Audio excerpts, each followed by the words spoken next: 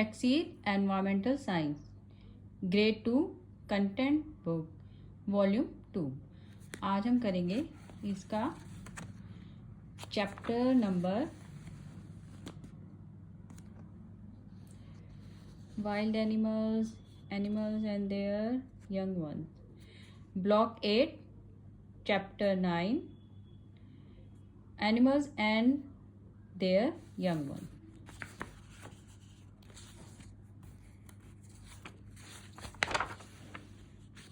Animals and there young one. तो बच्चों, हम इसके अंदर क्या क्या लर्न करेंगे, आइए पहले देख लेते हैं what we will learn in this chapter. Animal reproduce in different ways. Features are passed on from parents to offspring. Parents to offspring. Offspring means जो बच्चे होते हैं वो offspring कहलाते हैं। Most animals that give birth to their young ones look after their babies. Most of the animals जो अपने बच्चों को birth देते हैं वो उनकी देखभाल भी करते हैं। Mammals are animals that produce milk. जो animals milk produce करते हैं उनको mammals कहते हैं। We are also mammals, human. Block 8 Lesson 1 Producing young one में जो एनिमल्स होते हैं वो अपने यंग वन किस किस तरह से प्रोड्यूस करते हैं। कोई एग देता है, कोई डायरेक्ट बेबीज देते हैं। आइए देखते हैं कि कौन कैसे कैसे प्रोड्यूस करता है। Animals produce their young one in different veg. Animals अपने जो यंग वंस होते हैं यानी कि जो बेबीज होते हैं वो डिफरेंट वेज में प्रोड्यूस करते हैं। Some animals lay eggs, they are called egg laying animals. Some animals directly give birth to their young ones. They are called mammals. दो टाइप के एनिमल्स यहाँ बताए गए हैं, egg laying animals and mammals. Egg laying animals, those who lay egg, and mammals, those who give birth directly to their young ones, are called mammals.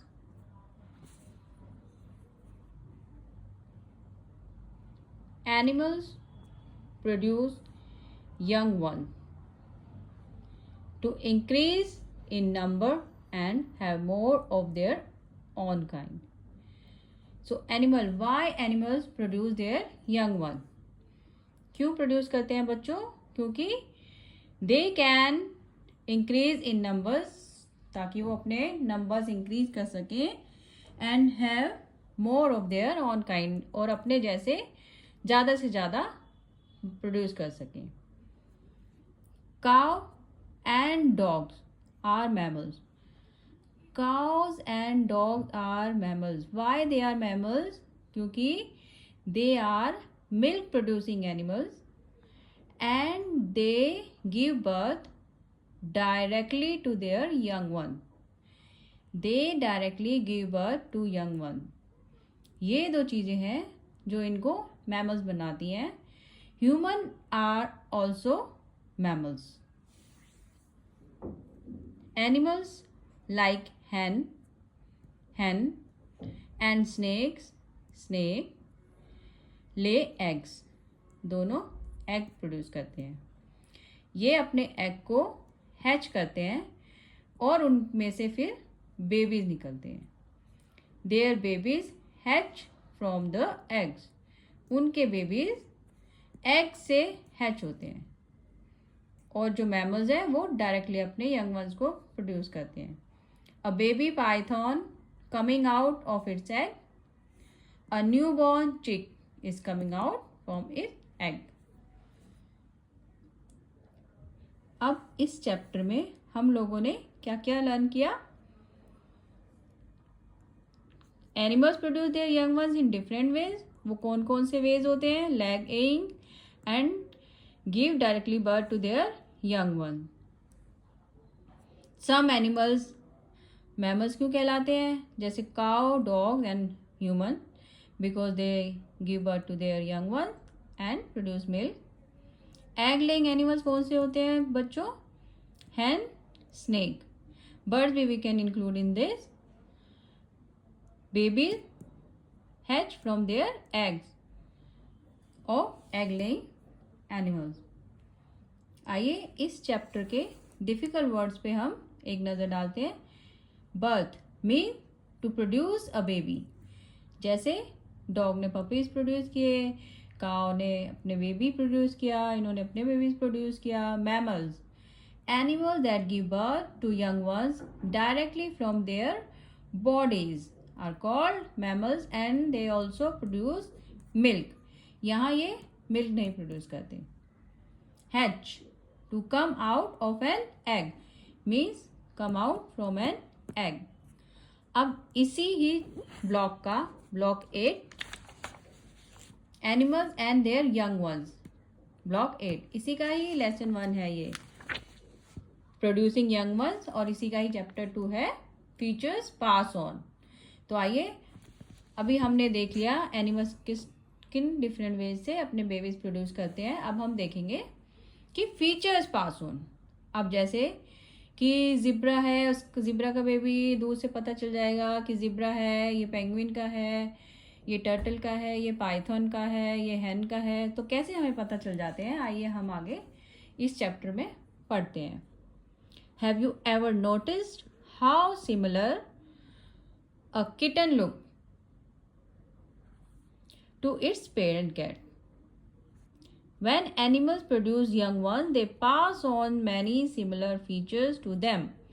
Features जैसे हमारी qualities हो गई, that somebody have is called features, वो pass on होते रहते हैं एक generation से दूसरी generation. For example number of legs, types of stripes on the body, body structure, ये सारे features हो गए। New few features that pass on from parent zebras to their babies are number of legs, types of stripe, ये जो stripe देख रहे हैं आप, ये इनका भी एक पर्टिकुलर पैटर्न होता है। इसके बेबी में इसी टाइप की पैटर्न होगी, और जो दूसरे जिब्रा का बेबी होगा उसके ऊपर उसके पैटर्न की स्ट्राइप्स होंगी। Human babies have body structures like their parents. कोई अपने फादर पे जाता है, कोई अपनी मदर पे जाता है, तो वो उनके फीचर्स होते हैं। A young turtle has the same type of shell as its parents. ये यंग वंस है, ये बेबी टर्टल है, इसकी शेल जो है अपने पेरेंट टर्टल की तरह होगी। Few features that pass on from parent penguin to their babies, जैसे इनका बॉडी स्ट्रक्चर है और टाइप ऑफ बीक है। Some features like the shape of wings and color, body, fur may change as the young one grows into an adult.